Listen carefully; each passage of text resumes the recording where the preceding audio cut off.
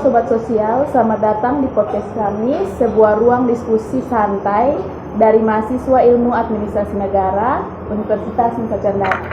Hari ini kita bakal bahas topik yang seru dan penting banget, yaitu analisis teori kelas dan teori pertukaran sosial. Dua teori yang kelihatan berbeda, tapi sebenarnya saling berkaitan dan membentuk realitas sosial di kehidupan kita sehari-hari. Tidak semua orang memiliki posisi kekuasaan atau akses terhadap sumber daya yang sama. Ada yang berada di atas, ada pula yang berada di bawah. Ada yang mendominasi dan ada pula yang bergantung. Pertanyaannya, kenapa hal ini terjadi? Dan kenapa hubungan sosial tetap bertahan di tengah ketimpangan? Untuk menjawabnya, kita akan bahas tuntas hasil diskusi kami di kelas bersama para narasumber yang hebat dan yang sudah siap berbagi pandangan dan penjelasan mereka dari sudut teori yang berbeda. Dengan saya, Rosalina Angelina Masneno, akan membantu jalannya podcast ini, tapi tidak sendiri, karena di sini sudah ada teman-teman luar biasa yang akan jadi narasumber kita hari ini. Yuk, kenalin satu persatu. Perkenalkan, nama saya Andi. Halo semuanya, nama saya Anzu. Halo semuanya, perkenalkan nama saya Gilbert Sunai. Baik, saya Elo. Dan saya Roger. Oke, bicara soal teori kelas dan pertukaran sosial. Teori kelas yang dipelopori oleh Karl Marx dan dikembangkan juga oleh Pierre Bourdieu bukan hanya bicara tentang pembagian kelas seperti burjuis dan proletar, tapi juga soal bagaimana kekuasaan bisa hadir dalam bentuk lain seperti pengakuan sosial, pendidikan, dan jaringan koneksi. Sementara itu, teori pertukaran sosial yang dipelopori oleh G. Homans lebih fokus pada timbal balik atau feedback yang diharapkan seseorang saat melakukan tindakan sosial. Nah, yang jadi pertanyaan kita sekarang adalah apa sih hubungan antara kedua teori ini? Apa ada kaitannya antara struktur sosial yang timpang dengan pertukaran yang tampaknya saling menguntungkan? Mungkin Saudari Ansu bisa bantu jelaskan? Ya, terima kasih Saudara Eng. Kalau kita lihat, teori kelas dan teori pertukaran sosial itu sebenarnya saling melengkapi. Teori kelas menjelaskan bahwa ada ketimpangan struktur sosial yang menempatkan sebagian orang dalam posisi dominan dan sebagian lagi dalam posisi bergantung. Nah, teori pertukaran sosial menjelaskan bagaimana individu tetap berinteraksi dalam struktur yang timpang itu. Meskipun ada ketimpangan, hubungan tetap berjalan karena setiap individu masih merasa dapat sesuatu walau tidak selalu seimbang.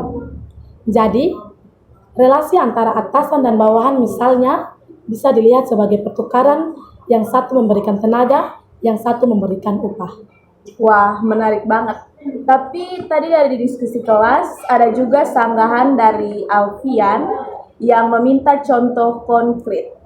Boleh silakan dijelaskan? Oh iya, oke. Contoh konkretnya gini. Bayangkan sebuah kantor. Secara struktur, ada manajer dan karyawan biasa. Nah, posisi manajer jelas lebih tinggi. Ini mencerminkan teori kelas, karena ada hierarki dan ketimpangan kekuasaan. Tapi, meskipun karyawan tahu dia ada di bawah, dia tetap bekerja keras karena dia berharap dapat gaji, bonus, promosi, atau setidaknya stabilitas kerja. Disinilah teori pertukaran sosial masuk.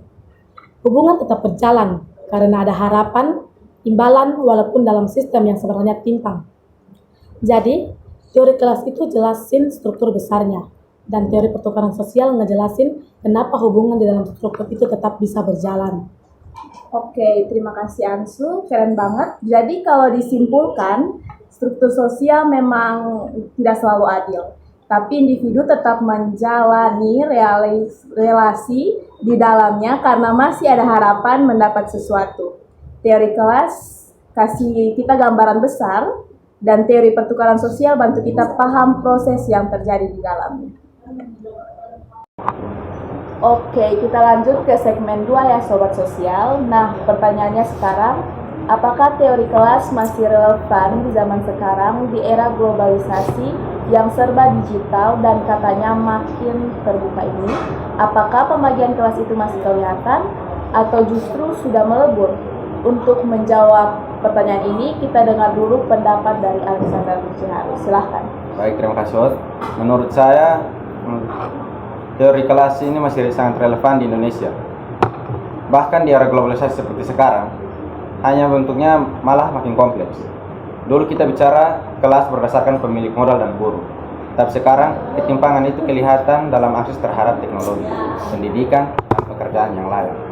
Contohnya, anak-anak dari keluarga berada lebih mudah mengakses internet cepat, bimbel, sekolah swasta, bahkan kerja lewat koneksi. Sementara yang dari kelas bawah sering kesulitan bahkan hanya untuk ikut sekolah daring waktu pandemi.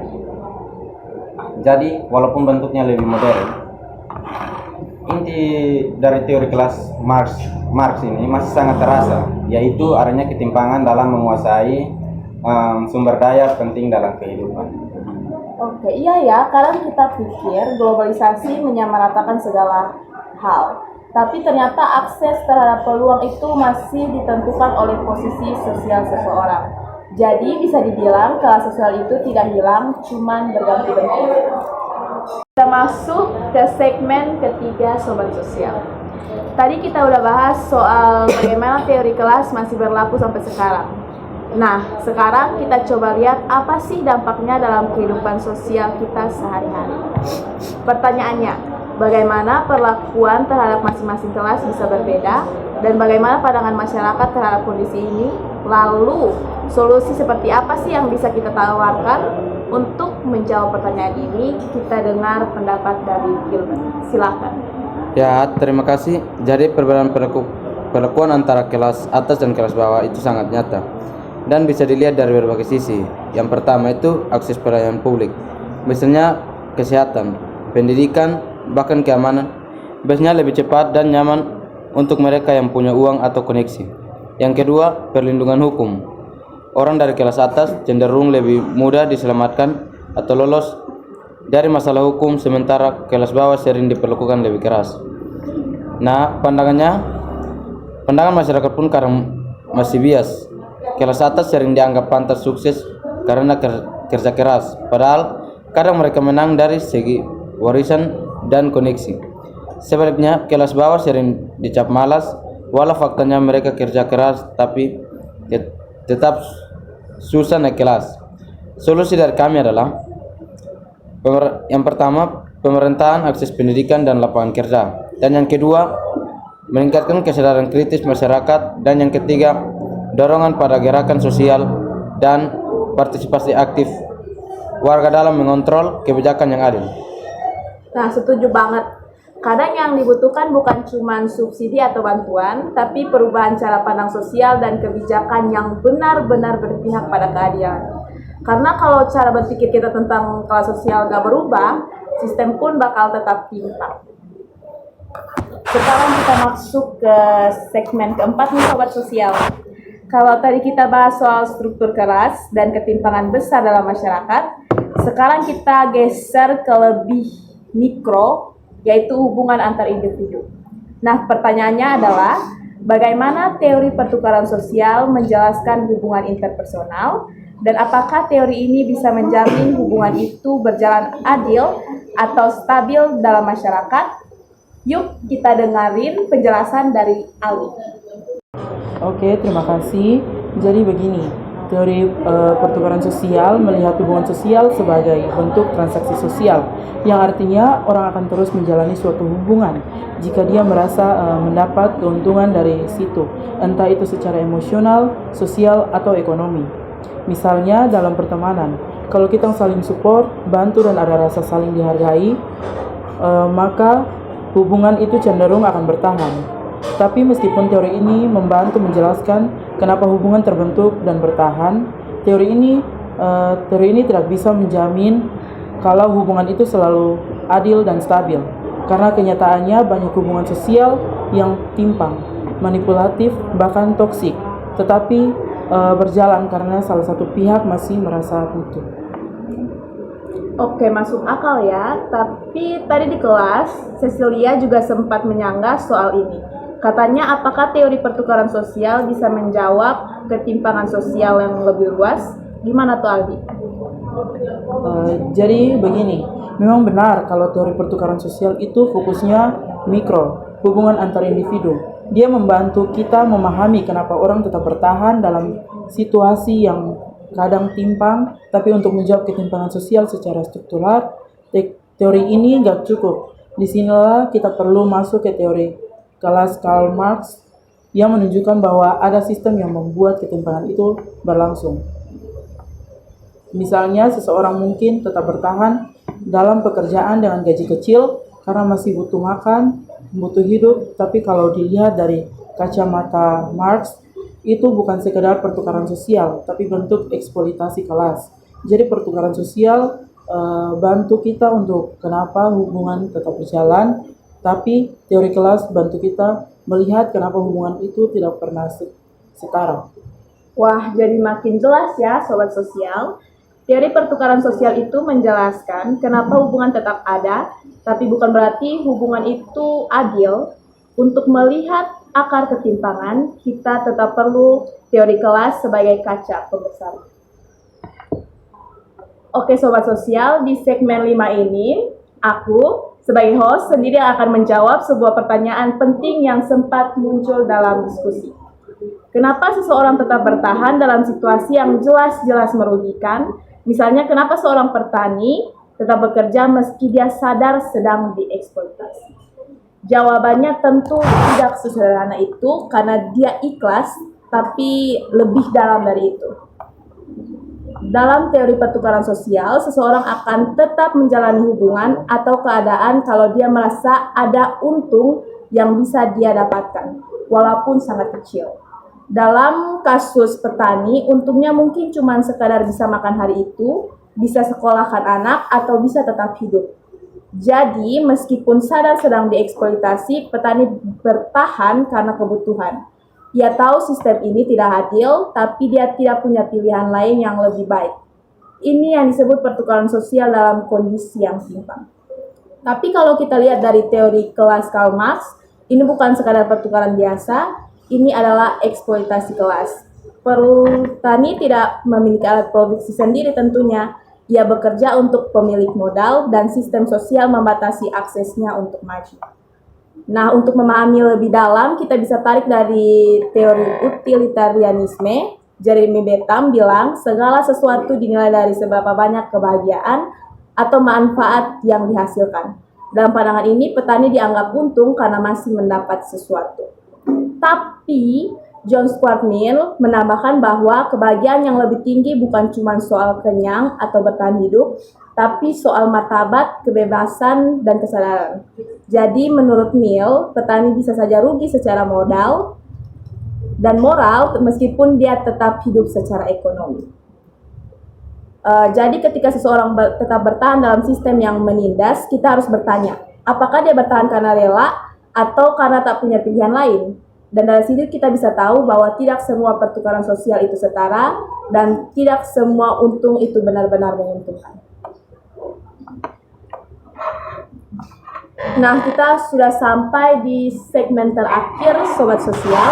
Ini pertanyaan yang mungkin udah sering muncul bahkan sejak kita pertama belajar teori kelas. Di antara berjuis dan proletar, siapa sih yang paling diistimewakan dalam struktur masyarakat kita?